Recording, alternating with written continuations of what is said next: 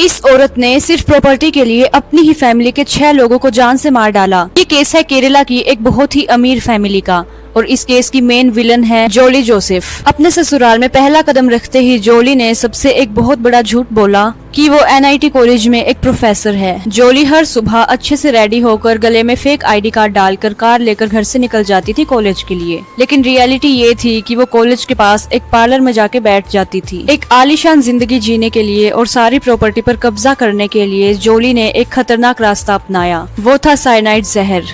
पहली मौत साल 2002। पूरे घर के पैसों का हिसाब किताब रखने वाली अपनी सास को जोली ने सूप में साइनाइड जहर मिलाकर हमेशा हमेशा के लिए मौत की नींद सुला दिया। सबको लगा कि एक हार्ट अटैक था। दूसरी मौत साल 2008। अपनी जमीन को बेचने की तैयारी कर रहे अपने ससुर को जोली ने कैप्सूल में जहर देकर हमेशा हमेशा के लिए खत्म कर दिया। तीसरी मौत साल 2011। जब जोली के पति रॉय को उसकी प्रोफेसर वाले झूठ पर शक होने लगा और उसने जांच करना चाहा, तो जोली ने उसके पसंदीदा खाने में जहर मिलाकर अपने पति को भी रास्ते से हटा दिया। बेचारा रॉय बाथरूम में तड़प तड़प कर मर गया। चौथी मौत। जब रॉय की मौत के बाद रॉय के मामा जी मैथ्यू को शक होने लगा और उन्होंने बार बार फोरेंसिक जांच की डिमांड की, तो जोली ने अपने राज को हमेशा हमेशा के लिए दफन रखने के लिए मैथ्यू को भी अपने रास्ते से हटा दिया, उनकी शराब में जहर मिलाकर। पांचवी और छठी मौत। जब जोली की नजर अपने पति के कजन भाई शाजू की प्रॉपर्टी पर पड़ी और शाजू की सरकारी नौकरी पर पड़ी, तो वो चाहती थी कि शाजू उससे शादी कर ले, बट प्रॉब्लम ये थी कि शाजू पहले से ही शादीशुदा थे